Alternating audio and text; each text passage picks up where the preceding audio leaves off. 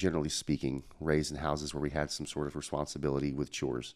I have a lot of friends. Most of my friends have this thing called Allowance. an allowance, Yeah.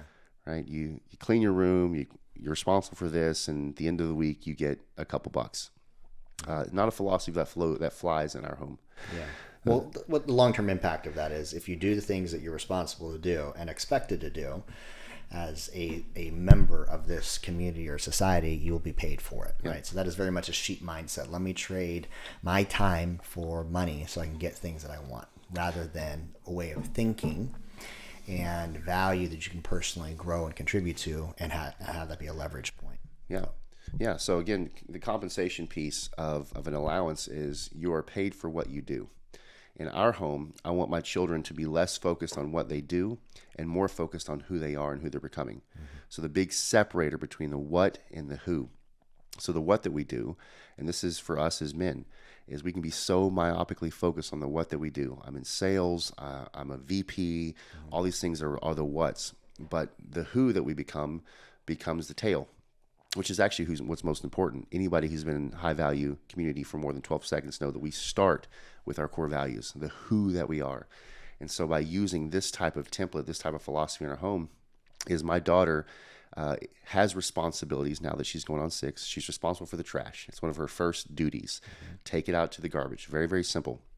But she's not paid for that. She's not compensated for that. She never will. Neither will Bodie when he grows up.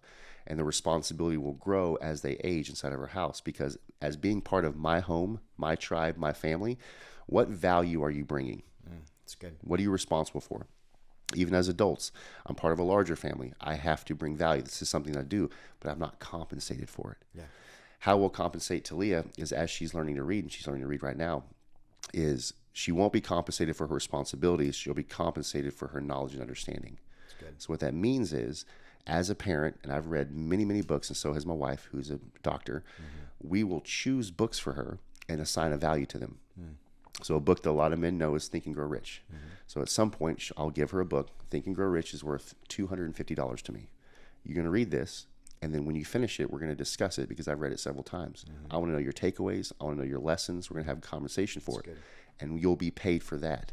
And so the more books that I believe that I can seed into my daughter while she's under my roof, and my son as well, the more I'll grow, and I'll grow her knowledge and understanding, which makes her more valuable, more confident. Relationship everywhere, yeah. Absolutely. So the who that she becomes is the focus versus the what that she's doing. It's good. I love that.